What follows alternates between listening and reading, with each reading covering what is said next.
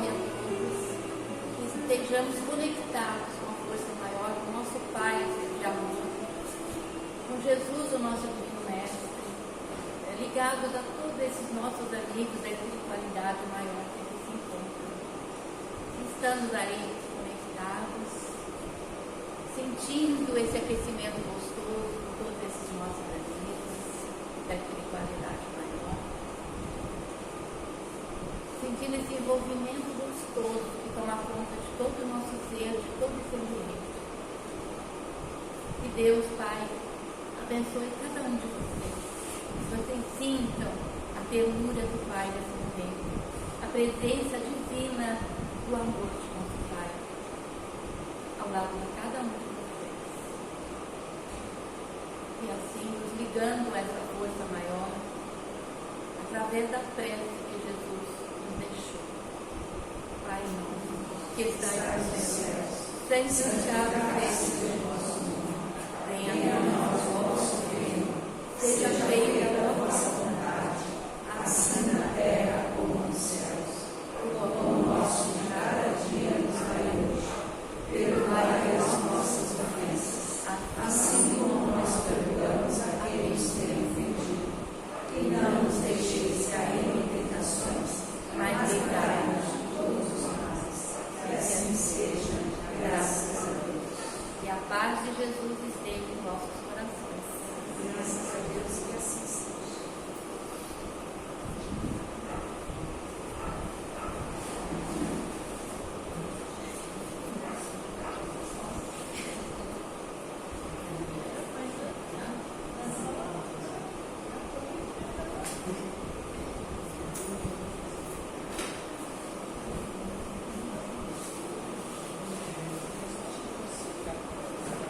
Boa noite, gente.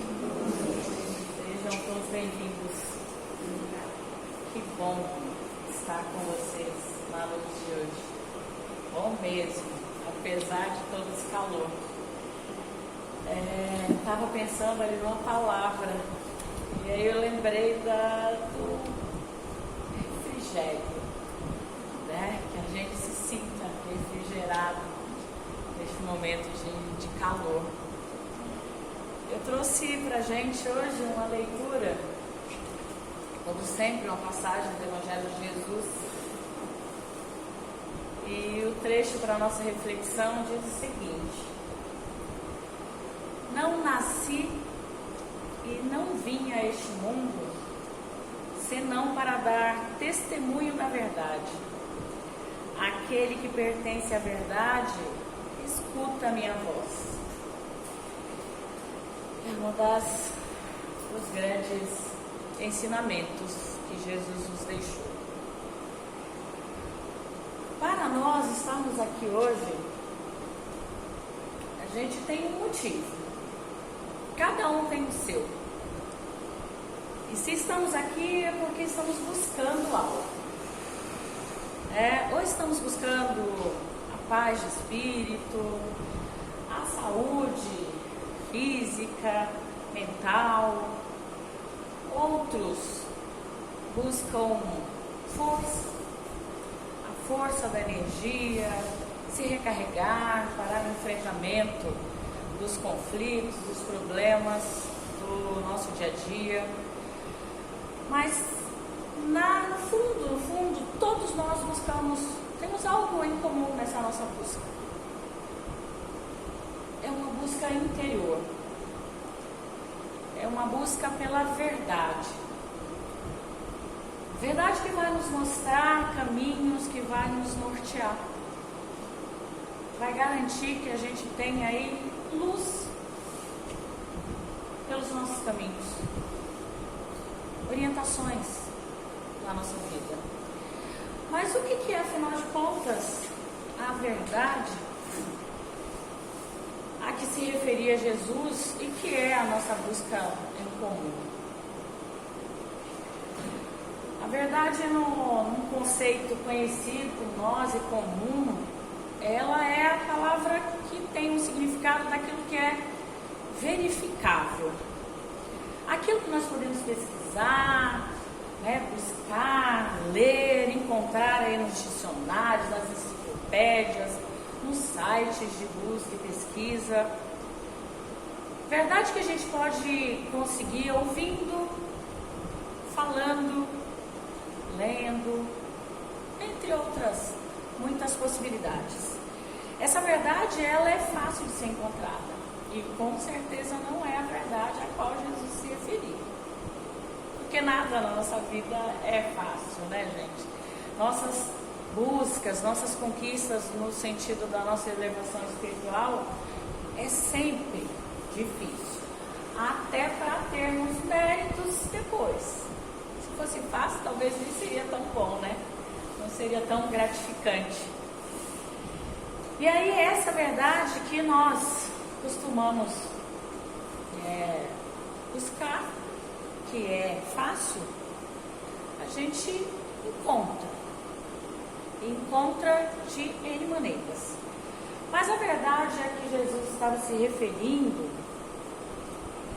ela traz para a gente aí um significado lá dos gregos.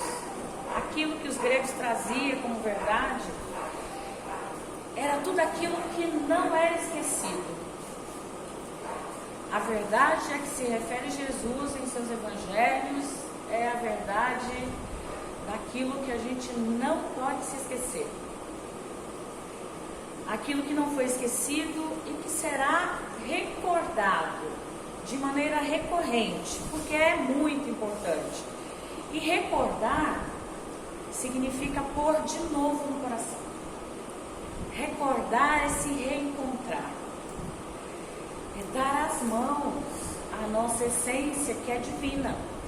E quando nós colocamos o nosso coração em um objetivo, em uma busca, em um ideal, nós mergulhamos. E mergulhamos com o coração para valer, trazendo à tona aquilo que nós temos de melhor em nosso interior. Toda uma bagagem que está impregnada e registrada nas mais diversas passagens que são garantidas pelas nossas reencarnações. Tudo está gravado no fundo do nosso ser. Nós não somos espíritos em branco. Nós não nascemos ontem. E essa busca por essa verdade, por esse recordar, ela faz com que toda essa bagagem, toda a nossa experiência de vidas anteriores, ela vem à tona. E esses elementos fazem parte dessa verdade a qual Jesus se referia e a qual os gregos conceituavam. O buscar da verdade sempre foi algo muito importante para nós, seres humanos.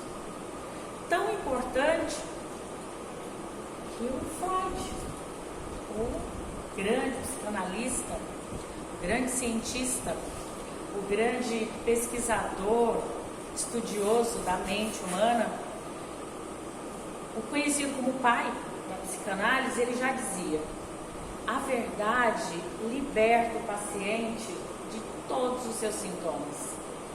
Freud dizia isso porque no início do século XX, uma doença acometeu a humanidade, que era a histeria.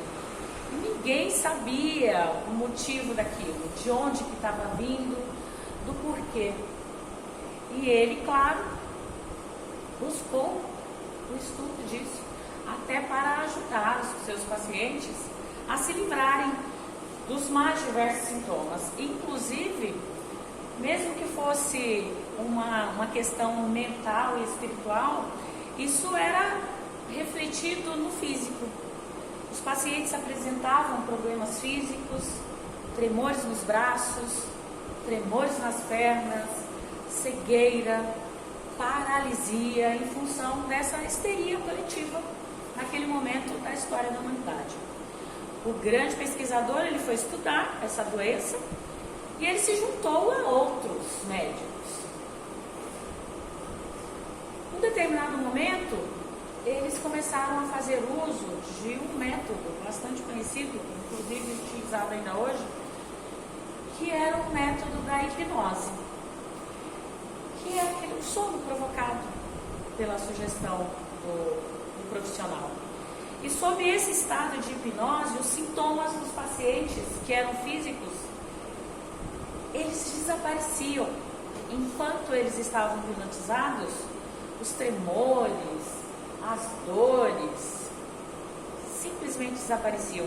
Só que ao sair do estado hipnótico, tudo voltava.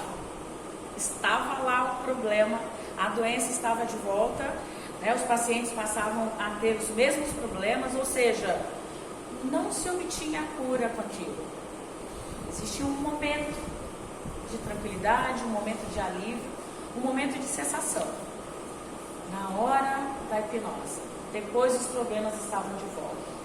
Mediante muitas pesquisas, Freud deliberou que não trataria os seus pacientes mais com o método da hipnose, porque não curava, né?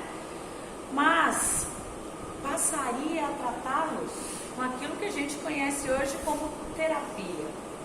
Uma conversa franca e aberta. Uma oportunidade para que seus pacientes pudessem extravasar conversando, se libertar desabafando através de uma conversa aberta.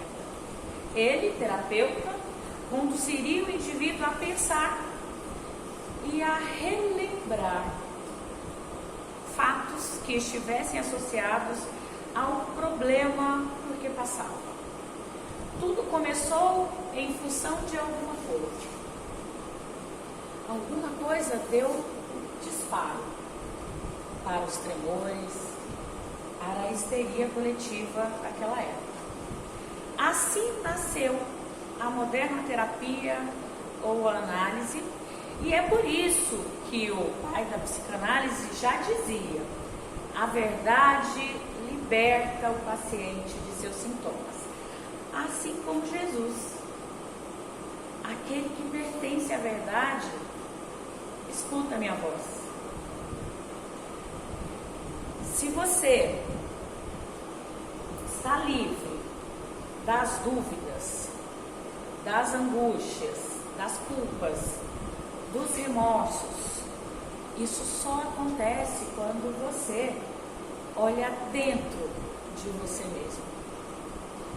Quando cada um aqui nessa busca pela verdade, de se conhecer para ter a liberdade de todos os sintomas, os problemas, os conflitos, nós precisamos aceitar os nossos defeitos, nós precisamos nos perdoar. Assim como precisamos também conhecer as nossas boas qualidades. Só assim é que surgirá a grande verdade das nossas vidas e o principal, só assim nós saberemos o porquê da nossa existência aqui no planeta Terra, porque nada é por acaso. Mas será que precisamos ser grandes pesquisadores como Freud para percebermos essa importância, para termos a consciência do quão importante é nos libertarmos? Será que é preciso ter uma intelectualidade, ser um pesquisador, ser uma pessoa da ciência para perceber a importância disso? Com certeza não, né, gente? A gente está aqui porque está buscando essa verdade. E essa verdade a gente sabe que ela é importante para que a gente possa não resolver, não conseguir a cura de fato, mas entender os reais motivos das nossas doenças, das nossas mazelas, das nossas preocupações, dos nossos conflitos internos e com o outro. Basta que venhamos a ler e entender os ensinamentos de Jesus, que são simples, mas profundos. São ensinamentos magníficos. E melhor, são ensinamentos que foram decodificados por Kardec onde a gente tem aí, à luz do Espiritismo, muitas respostas, muitos esclarecimentos. No Evangelho segundo o Espiritismo, onde surgem resplandecentes as palavras de Jesus. Até então, a gente tinha uma cortina diante de nós, né? A gente desconhecia muita coisa, porque a gente via o Evangelho de Jesus com muitos paradoxos, com muitas dúvidas, com muitas ressalvas. Inclusive, eu lembro de algumas passagens que eu dizia para mim mesma que eu seria sempre uma pecadora, porque eu jamais conseguiria fazer determinadas coisas que lia no Evangelho convencional e que não tinha uma explicação para a nossa vida real e cotidiana. Mas o Evangelho segundo o Espiritismo, ele nos esclarece e aí nos traz o alívio da certeza de colocar em prática tudo, exatamente tudo que Jesus nos propõe no nosso dia a dia, na nossa rotina, nas nossas ações mais bobas.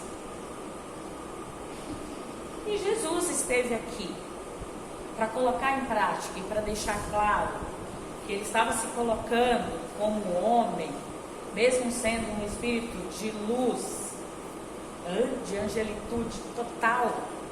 Ele veio aqui passar por experiências exatamente como nós passamos. Nós, espíritos imaturos, que precisamos das provas e das expiações. E ele passou por tudo isso, mesmo sem ter mais necessidade. Porque já alcançou um patamar de maturidade que não precisa mais ser testado. Para deixar claro de que, como humano, era possível a perfeição, seguir seus passos, que até então acreditávamos ser impossível. Conhece a verdade e a verdade vos libertará, também nos disse Jesus. E é a doutrina espírita que vem nos esclarecer a mente, que nos mostra a verdade do ser humano que caminha rumo à sua evolução espiritual desde o início, desde a sua primeira experiência reencarnatória. Desde que a gente começou como um ser sem célula, unicelular, já que a gente estuda de que tudo começa lá no reino mineral, depois a gente dá um grande passo ao reino animal, até que a gente chega ao animal humano, que é aí a nossa escala última, mas não fim de tudo e derradeiro, né? Porque eu acho que a gente está numa escala aqui dos reinos, aquela em que a gente precisa mais experienciar, aquela que a gente precisa mais colocar em prática, aquela que a gente tem os maiores desafios rumo à nossa evolução espiritual, que é aquela em que a gente tem, fisicamente falando, né, e isso foi conquistado através de milênios e inúmeras reencarnações, um corpo de quadrilhões de células, algo muito complexo. E é esse homem que nos mostra Kardec, que ao perceber a grandiosidade da criação divina, da grande possibilidade de evolução que todos nós temos, porque nós somos seres que lutamos pelas nossas conquistas, e dentro de todos esses processos de reencarnação nós buscamos a grande verdade, que é a verdade que nos acalma a alma, é a verdade que nos traz a paz de espírito. Mas a verdade, ela só liberta quando sabemos usá-la. Porque conhecimento e informação todos nós temos. Nós temos o acesso a todos os livros aí de Kardec. Inclusive eu trouxe um deles aqui para fazer uma leitura de um trechinho que fala exatamente sobre a verdade, sobre conhecer a si mesmo e a importância de se ter essa consciência, de se saber que tipo de espírito que é, para buscar situações que favoreçam o tipo de espírito que cada um é nesse processo de evolução espiritual. Às vezes, nós pensamos que ter liberdade é nos livrarmos de algo. E nessa leitura e nessa reflexão, a gente vai aprender que ter liberdade não significa nos livrarmos de algo. E aí a gente tem aqui alguns exemplos. Tem um exemplo de uma estudante universitária que o grande sonho dela era entrar para a faculdade, fazer USP, que é a grande faculdade aqui do Brasil. E ela tinha que passar pelo vestibular. O vestibular que nos anos, há alguns anos atrás, era um bicho de 7 cabeças e o estudante tinha que se matar de estudar para poder passar no vestibular, como o vestibular da Universidade de São Paulo. E o sonho dela era fazer essa faculdade, prestou vestibular o primeiro ano, não conseguiu, caramba, que bicho é esse, que eu preciso me libertar, eu preciso passar pelo vestibular para alcançar o meu objetivo. E 4 anos depois ela conseguiu passar, e estando lá na sua primeira semana de aula, ela descobriu que não era aquilo que ela queria. Então, a liberdade nem sempre é se livrar de algo. No caso da estudante, ela precisava se livrar do vestibular. Ela se livrou e ela não estava feliz. Nós temos uma outra história também que ilustra bem o fato de que liberdade não é se livrar de algo. É a história de uma mulher casada, infeliz no casamento, um homem violento, estúpido, que a agredia verbalmente, fisicamente, e tudo que ela precisava era se libertar daquele casamento, daquele relacionamento tóxico. Um belo dia o universo providenciou e ele teve um infarto fulminante. E depois de um casamento de décadas, 30, 40 anos de casados, em que ela fora infeliz, ela se sentiu só, viúva. Olha que loucura! Ela não se sentiu em liberdade, se livrando do marido que tão mal fazia para ela. Então, que cada um aqui possa ter em mente que, às vezes, estar em liberdade, viver essa verdade de que Jesus nos fala e que todos nós buscamos, é bem diferente daquilo que a gente imagina. Então é extremamente importante que cada um aqui reflita e saiba que a liberdade, ela é consequência da busca e do encontro dessa verdade.